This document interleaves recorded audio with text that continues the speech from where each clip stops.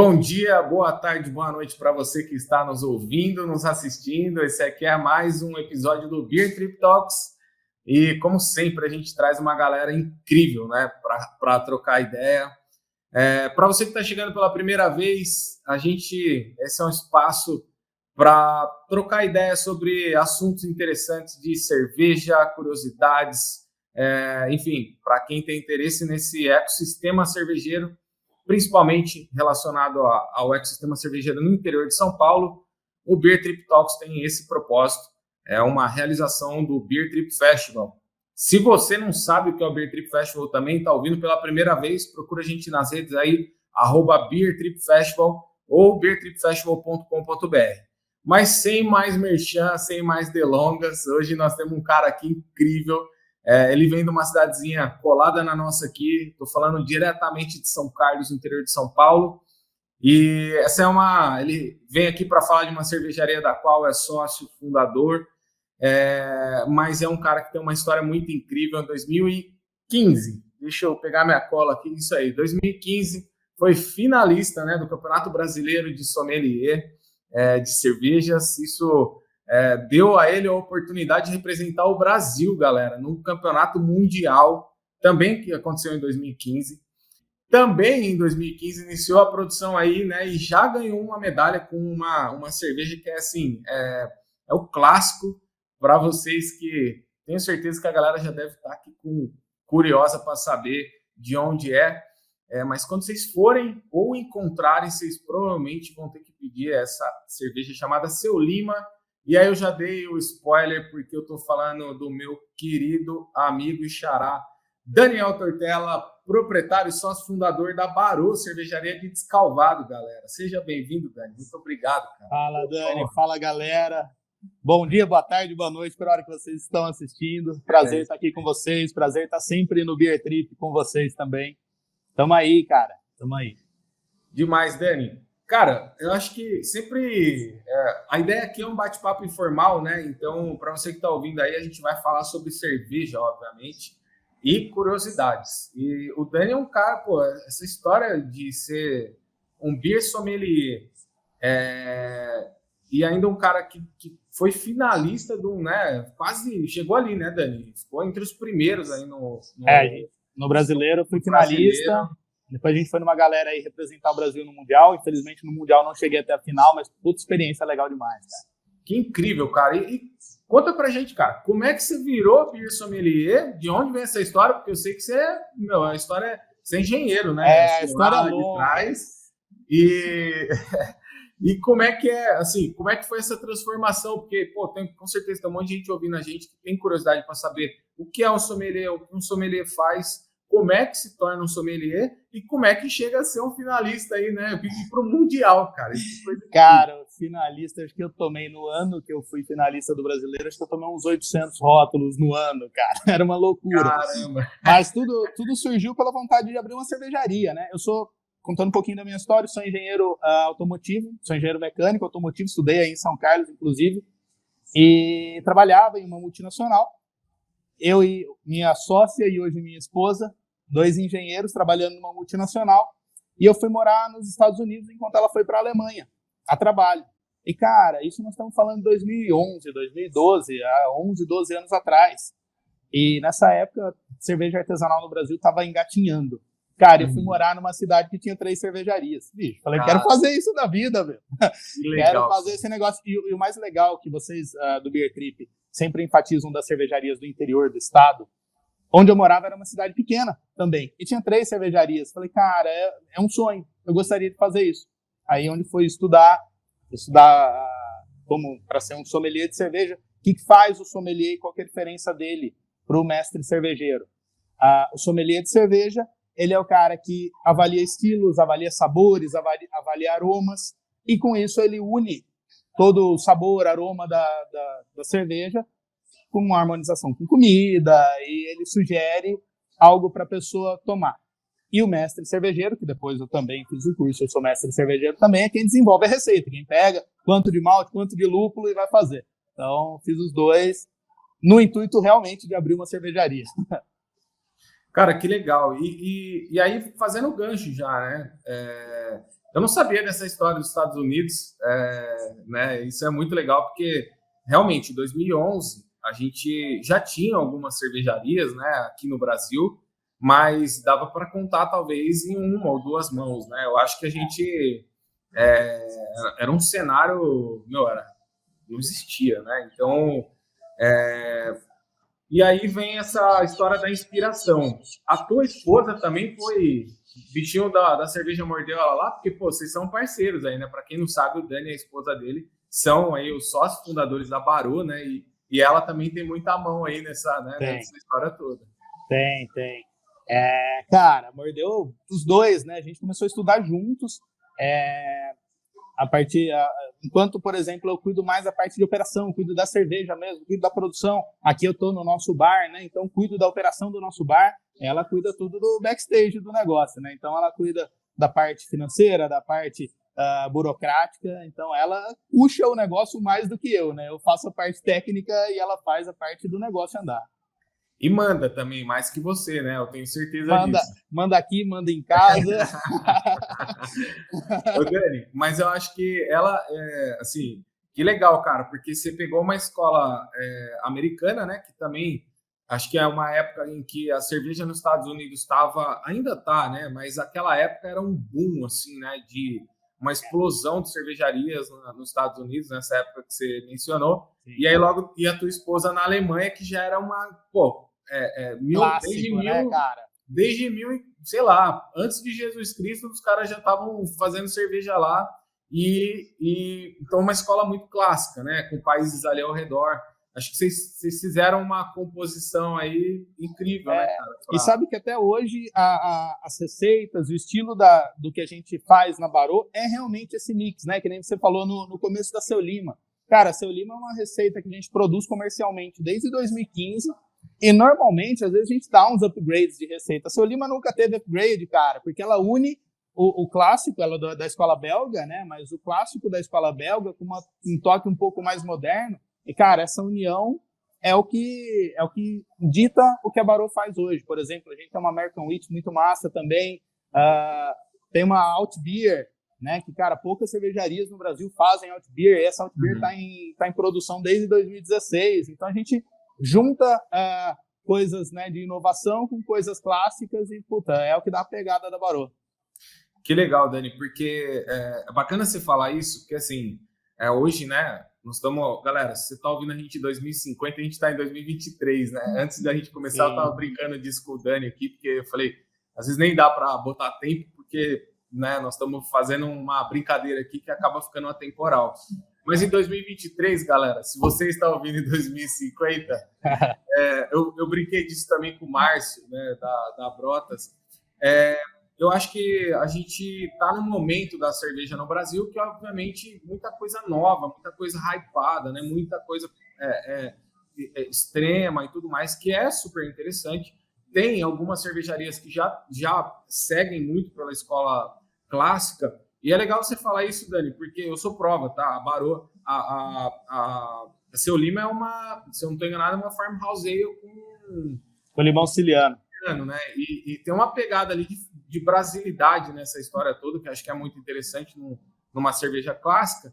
E une justamente o que você falou, né? O moderno, com técnicas modernas e também um estilo clássico. Então, quando você une assim a tendência com o clássico, na minha opinião, primeiro que assim, a gente tem nosso bar aqui. Hoje, nossa produção inteira é focada para a distribuição no bar nosso. A gente vai voltar a expandir um pouco essa distribuição nos próximos meses, mas é focada aqui. Então, é legal que ela é uma cerveja, cara, que é gostosa, ela é fácil de tomar. Então, ela vende pra caramba. E quem é especialista também, que nem vocês do Beer Trip, quando vocês me ligam para fazer o festival, o que vocês falam? Você vai trazer Seu Lima e mais o quê? Né? Então, nós estamos falando de uma delas, mas todas são bem interessantes, todas são nessa pegada, e ela acaba ganhando uma identidade. É o que você falou, da brasilidade, de uma identidade do negócio, né, cara? Eu acho que é uma pegada que está muito massa no Brasil. Não tem só nós fazendo, tem várias cervejarias seguindo essa linha, e é muito legal. O Dani, aproveitando o gancho aí, você falou de produção, né? A Barô é uma cervejaria cigana, né? Então, Se você, galera, que não está nos ouvindo, que está nos ouvindo ou nos assistindo, não sabe que é uma cervejaria cigana, eu vou pedir para o Dani explicar, mas eu queria que você aproveitasse o gancho da tua resposta, explicação aí, né, do que é ser um cigano e como é que as coisas funcionam, para também comentar um pouco de como a oportunidade de fazer em lugares incríveis, e aí já eu vou puxar um outro gancho aqui, que quando eu te conheci, vocês estavam, né, dentro de uma casa que para mim é um lugar inspirador, que é a cervejaria Sim. Dádiva da Luísa. Nascemos lá dentro. Então, vocês nasceram lá.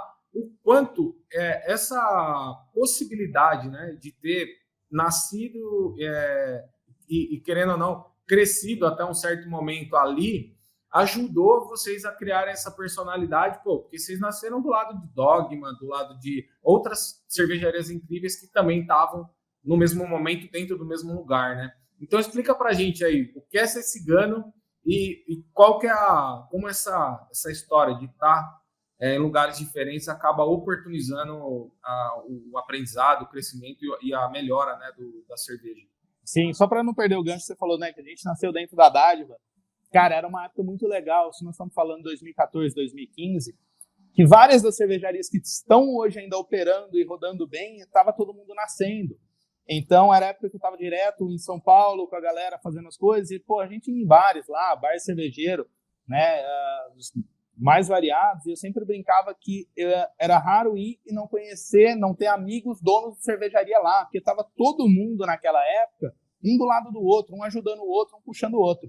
E nosso plano de negócio inicial, inclusive, era montar uma fábrica. E aí a gente estava vendo como que começava a produzir, qual que seria nosso foco.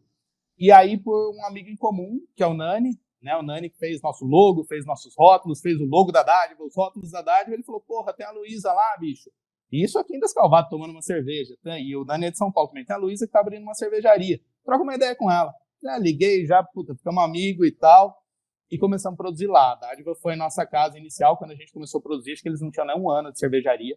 Era muito início, então todo mundo, um ajudando o outro, e depois cada um seguiu para o seu caminho. E por que eu digo cada um seguiu para o seu caminho? Nós começamos produzindo garrafa e vendendo. Nós não começamos no formato que a gente está hoje. Uhum. E eu ser cigano me propiciou o seguinte, com o tempo eu vi que eu precisava dar algum foco. Uhum. E eu sou um cara que eu gosto muito de dar foco nas coisas. Qual que é o mais difícil da cerveja? Não é fazer cerveja, vender cerveja. Né? É onde eu falei, se eu der um foco aqui é legal. E veio junto, puxando da história dos Estados Unidos, a vontade, eu não morava mais em Descalvado, passei um tempo fora pela minha profissão de engenheiro, de voltar para cá e ter algum negócio na cidade. Foi onde eu falei, e se eu abrir um bar? Né? Então hoje eu estou aqui no nosso bar, vai fazer 8 anos nosso bar, já mudamos de casa, já fizemos muitas coisas, mas estamos aí vivo e casa lotada 8 anos depois. E o ser cigano, eu pago para alguém produzir para mim. Então, assim como eu produzia dentro da Dádiva, hoje eu produzo dentro da Bauman's Beer, que é aqui em Descalvado também. E o Bauman, né, o Dani Bauman, estava no Beer Trip também, é um parceiraço nosso. E, cara, a gente está produzindo junto, a gente está trocando ideia. Eu, o Bauman, o Tonhão, que é hoje o nosso mestre cervejeiro lá, a gente está trocando ideia do que produzir para o próximo. Hoje, acabei de passar na fábrica agora, a gente estava falando do que a gente vai fazer colaborativo. Então, o ser cigano é isso. Você paga para alguém produzir, então, teoricamente, no meu caso, eu tiro toda essa preocupação fabril de uma válvula que quebrou, de alguma coisa que não deu certo. Por outro lado, eu estou todo dia na fábrica, né, acompanhando como está a produção, só que qual que é meu foco hoje? Meu foco é na distribuição, meu foco é no bar, meu foco é na venda, meu foco é na experiência do cliente, no desenvolvimento de novos estilos. Então, ser cigano, para quem quer um dia empreender com cerveja, é interessante por causa disso. Né? Você foca o seu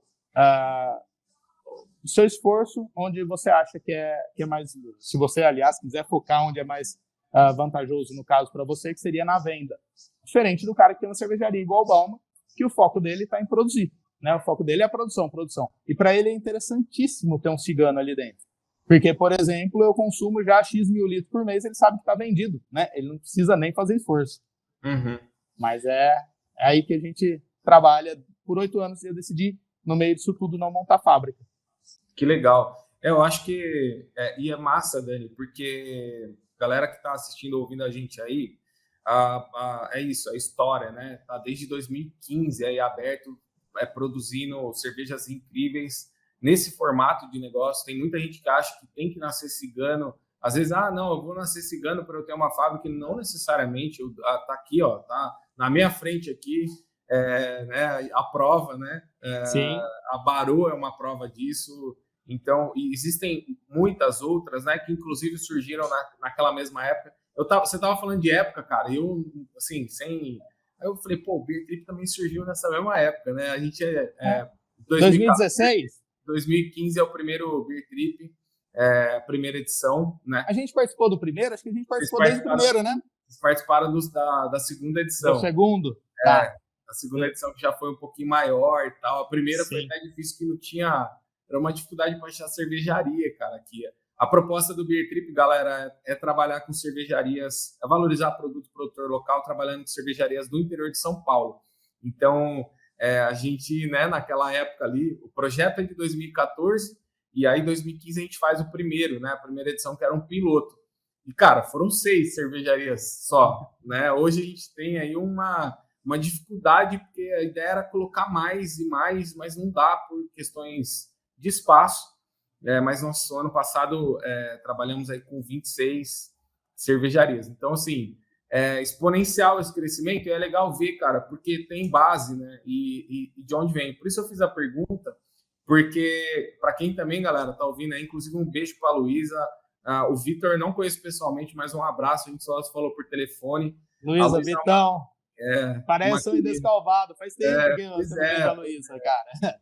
Mas eu digo isso porque é uma cervejaria que acabou nascendo com esse formato, né? Ela abarcou muitas cervejarias que estão até hoje no mercado, e eu tenho certeza que ajudou demais também, né, Dani, nessa consolidação, porque um lugar que tem propósito. Então, acho que isso faz toda a diferença e ajuda todo mundo a crescer. E aí eu queria já puxar um outro gancho. Claro. Se você quiser comentar alguma coisa, fala aí, mas eu ia até comentar, cara, porque assim, isso tudo que a gente nasceu lá atrás e tudo, e veio para Descalvado e acaba virando um sonho. Você falou da galera do interior que nasceu, que foi fazendo. Cara, hoje, Descalvado, a gente é uma cidade, para quem não conhece, que acho que a grande maioria que está nos ouvindo, tem 30 mil habitantes, cara. É uma cidadezinha muito pequena.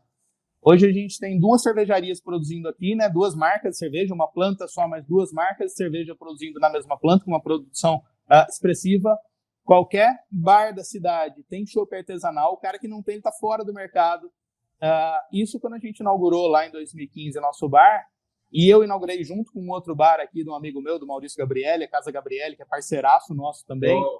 E o legal do artesanal é que todo mundo é parceiro. Eu, o Mal, o Dani, cara, todo mundo parceiro. Quando a gente inaugurou os 2 na mesma época, o que a galera falava? Qual dos 2 vai quebrar primeiro? Uhum. Porque ninguém servia chopp artesanal. Fala, olha lá, os moleque louco querendo servir chopp artesanal. Uhum. Cara, hoje o bar que não tem chopp artesanal em Descalvado não anda. Então, puta, é uma realização de um sonho, bicho. Que incrível, cara. Que incrível falar isso, porque, pô, pra gente que acredita, né, que acredita nessa causa, é uma história que prova que tem como, galera. E eu brinco que a grama do vizinho nem sempre é mais verde que a nossa, né? A tendência é sempre olhar para fora e tal. E, pô, tá aqui, ó. Cervejaria Barô de Descalvado, cidade com 30 mil habitantes. O Dani tá aqui. Tem cerveja premiada internacionalmente, né? Para quem não sabe, a Seu Lima aí ganhou, né? Ela tem uma medalha na Copa de Cerveja da América no Chile, né, Dani? 2015 também. 2015 foi o ano que a gente ganhou tudo, depois a gente não entrou em mais nada. Parou de participar, pô, tem que botar a cerveja lá, né? E parou de participar de sommelier e de concurso de cerveja também. Cara, a gente parou e volta à tona nas conversas, principalmente dentro da fábrica lá, de porra, a gente precisa voltar a inscrever. A gente nunca mais inscreveu, mas voltaremos. Que legal, é isso aí, cara. Ô Dani, e aí eu falei que eu ia mudar de assunto, e você, na verdade, já puxou outro assunto que eu queria falar, que é justamente isso, cara. Pô, uma cidade... E aí, galera que está nos assistindo ou nos escutando, Daniel Tortella é o proprietário da Barô, e temos o nosso amigo Daniel, proprietário da Balmas. Ou seja, se você quer montar uma cervejaria em Descalvado, a primeira coisa que o pré-requisito você tem que chamar Daniel. Cara, e sendo entrevistado pelo Daniel do Beer Trip. Então, aí, cara, você quer que seu filho trabalhe com cerveja, bota o nome do Daniel, que a chance é grande. Então, mas assim, cara, brincadeira à parte, é incrível porque uma cidade de 30 mil habitantes, né, no centro do estado de São Paulo, que é isso que você falou, né, não reunia, em tese, condições nenhuma para a cerveja artesanal vingar, porque é muito baseada na... Né, para quem não conhece, galera, o interior de São Paulo, obviamente, ele é o agronegócio é o que impera, né, e as pessoas têm ainda muita relação, principalmente em cidades menores como Descalvado, com essa coisa de uma vida mais simples e tal, e a cerveja artesanal, querendo ou não, ela traz já uma proposta, né, enfim, qualidade de insumos, a qualidade do que se serve junto com a cerveja e outras coisas que realmente a galera não estava errada, talvez, de pensar quem vai fechar primeiro, né? Mas a gente está aqui comprovando que eles estavam errados, graças a Deus, e a gente estava certo, e vocês estavam certos, melhor dizendo, em acreditar que é possível. E aí, Dani, vem uma curiosidade que eu queria que você me contasse, cara, porque eu já ouvi por cima, mas nunca de alguém, né, de Descalvado, sobre a história da cerveja em Descalvado, que não é de hoje, cara. Descalvado faz cerveja desde 1900, quando chegou o português aqui, né? Então, como é que é isso aí? Cara, a gente mudou de casa, né? A gente construiu um bar novo, mas nosso bar antigo a gente tinha essa frase na parede, inclusive, que em 1890 tinha 6 cervejarias na cidade. E realmente tinha 6 cervejarias. Era uma época que, em procuras históricas, né, tem grandes estudiosos da história aqui de Descalvado. Para quem, né, nunca ouviu falar, Descalvado foi uma das maiores produtoras de café do Brasil. Então tem muitas... aliás, o nome Barô vem disso. Baronesa era uma locomotiva que puxava café. Então, Descalvado tinha uma ferrovia que escoava café. E quando a gente nasceu, a cerveja artesanal estava muito nessa onda do resgate ao passado, de, cara, vamos voltar a fazer o que a gente fazia antes. E aqui em Descalvado eram 6 cervejarias, e 6 pequenas cervejarias, obviamente, todas de imigrantes italianos, mas era onde a galera se reunia, final de semana, sexta-noite, sábado, domingo após a missa, passava na cervejaria. Então era muito forte. Tem relatos, a gente tem até hoje... fotos, né, guardado de rótulos da época. Isso nós estamos falando de rótulos de cerveja de 1900. Caramba. Então, todas as cervejarias até 1930 fecharam. O que acabou fechando ela? A vinda das mainstreams, né, que para nós aqui era a Antártica, que vinha de Ribeirão Preto. Na hora que chegou a Antártica, mainstream, com uma baita distribuição, com um preço mais baixo e tal, acabou com elas. Eles não conseguiam produzir no mesmo valor. E hoje, graças a Deus, a gente vem retomando, já tem 2 cervejarias aqui, se Deus quiser que venha, que vire um polo cervejeiro, né? Caramba, Dani, que legal isso, bicho, porque, bom, é isso, acho que, inclusive, é um trabalho, Fred Gomes está nos ouvindo aqui, temos aqui na produção, o Fred Gomes está dando aquele agilizo hoje para a gente, no suporte, mas a gente botar na nossa história de trabalho aqui também, fazer um resgate histórico de como é que era a cerveja no estado de São Paulo, porque, cara, tem muita história interessante e essa é incrível. Eu jamais imaginaria ter 6 cervejarias numa cidade do tamanho de Descalvado, que hoje tem 30 mil habitantes. Na época devia ser cada porta tinha sua amiga cervejaria. Mais ou menos isso. E na época a população era toda rural, né? Então as cervejarias, cada uma ficava numa fazenda espalhada, né? Que todo mundo era produção de café. Caramba, que legal isso, Dani, que massa. Dani, eu queria te perguntar quais são os desafios, né? Como é que está sendo, porque e fazer um convite para todo mundo aí, vá Descalvado, conheça esse cara, conheça a esposa dele, conheça o Dani lá na Balma, conheça o Tonhão, que é o cervejeiro, a galera 300%. E, esse cara tem um empreendimento aí que ele chama de bar, mas quando vocês forem lá, é uma experiência gastronômica, é um atrativo turístico aí de Descalvado, né? Eu tô falando porque realmente, assim, é um negócio incrível. Você não imagina que tem um negócio desse numa cidadezinha de 30 mil habitantes. E nada contra cidadezinhas de 30 mil habitantes. Acho que até eu fui preconceituoso na minha fala aqui. Né? Mas é improvável, né, cara? É improvável, justamente. É nesse sentido. Tem uma história interessante, cara. Deixa eu só te cortando. Quando a gente começou a produzir a garrafa, ele é meu cliente até hoje. Tem um cliente nosso que ele viu numa loja aí de São Carlos uma garrafa nossa. E ele olhou assim o rótulo e falou, cara, é de Descalvado. E era um presente que ele ia dar. Ele falou, cara, eu vou dar. Porque sendo de Descalvado, ou vai ser muito boa ou vai ser muito ruim. E ele é meu cliente até hoje aqui. Ainda bem que era muito boa. Então, galera, aqui o Dani falou um pouquinho, a gente tem um bar, restaurante, então tem desde pit smoker, carnes defumadas, steaks Angus, um baita lugar, um puta um lugar legal, aconchegante, e claro, com nossos chopps, chopeira tá, cadê? Atrás de mim aqui, ó. Até brincando, né? Então, cara, chopps engatados, growlers. Hoje a gente ainda não tá com um programa de visitação à fábrica, mas esperamos ter em breve também um programa de visitação à fábrica, e exatamente para tudo para receber a galera que vem até Descalvado conhecer essa cena cervejeira que a gente vem tendo aqui. Que bacana. Cara, eu acho que é isso. Eu não sei se você quer falar, né, quais são os objetivos futuros. Você já falou um pouquinho aí de visitação e tal, mas se tem algum projeto, alguma coisa aí que está na mira, né, e já para a gente ir encerrando aqui, mas eu achei incrível, cara. E ó, só para antes de você falar, eu vou provocar você e o Dani aí, o grande Dani da Baumann. Cara, vocês têm que montar um museu em algum lugar da cerveja em Descalvado, cara. Isso é sensacional. Tem que ser. Tá aí a ideia, ó. Aí, ó. O fio tá lançado. Daniel, já vou passar aí, Daniel da Baumann. É isso aí, cara.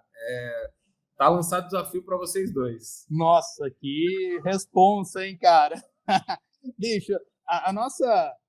Durante esses 7, 8 anos aí de empresa, nosso principal objetivo foi fincar o pé na nossa cidade e desenvolver essa cultura, né? Em servir um baita produto que pudesse ser premiado internacionalmente, como a gente já foi, e a gente tem certeza que se inscrever ganha mais coisas, e não é querendo se achar que a gente sabe a qualidade do produto que a gente está fazendo. A última vez que eu fui para os Estados Unidos, foi antes da pandemia, eu lembro que eu voltei e eu falei, Dani, a gente está fazendo cerveja a nível internacional, porque tudo que eu tomei lá era bom igual o que a gente está fazendo. Quando nós começamos lá, quando eu comecei a fazer cerveja em 2012, 2013, não tinha, né? As cervejarias do Brasil eram muito boas, mas os Estados Unidos estavam um passo à frente. Hoje a gente já chegou no Brasil, né? No nível dos caras, ou a gente já está até quase acima do nível dos caras. Eu acho que já tem a brasilidade aí que eu falei, né? Comentei do limão siciliano ali na Seu Lima, que eu acho que essa junçãozinha aí já passou, mas segue aí.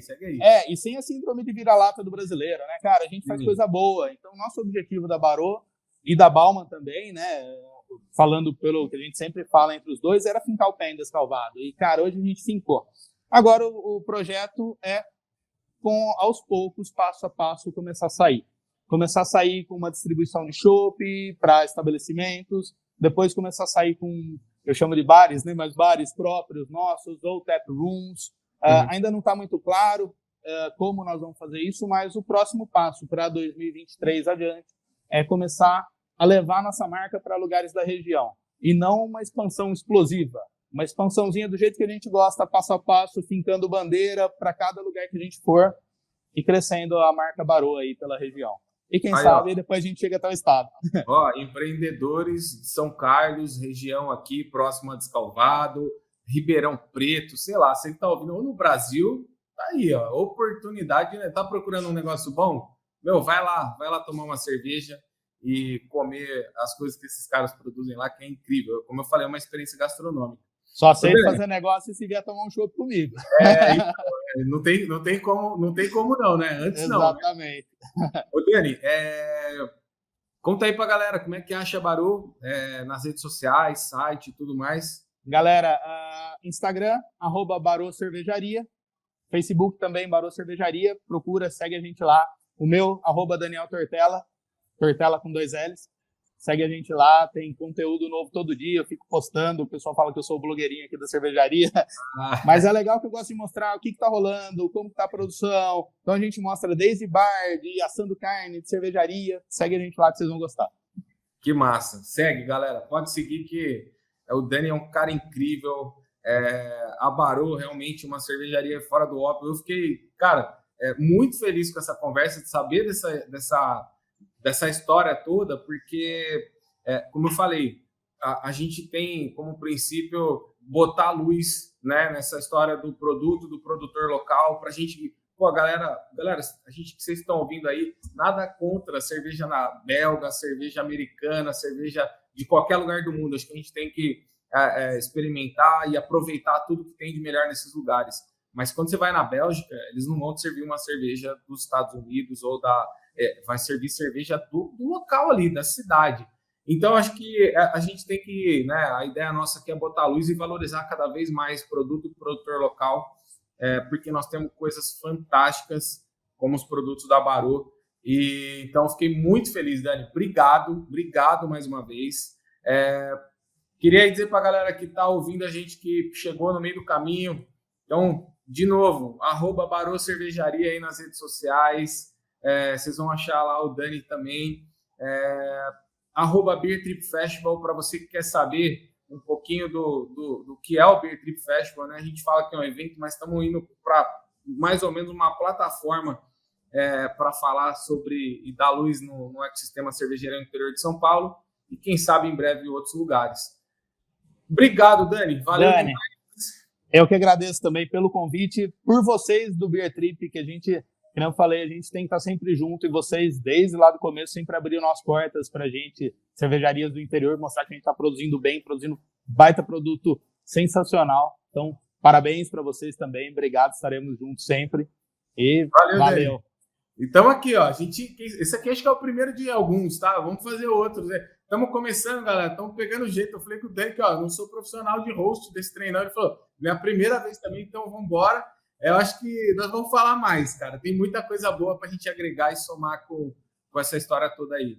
Valeu, galera. Um abraço e até a próxima.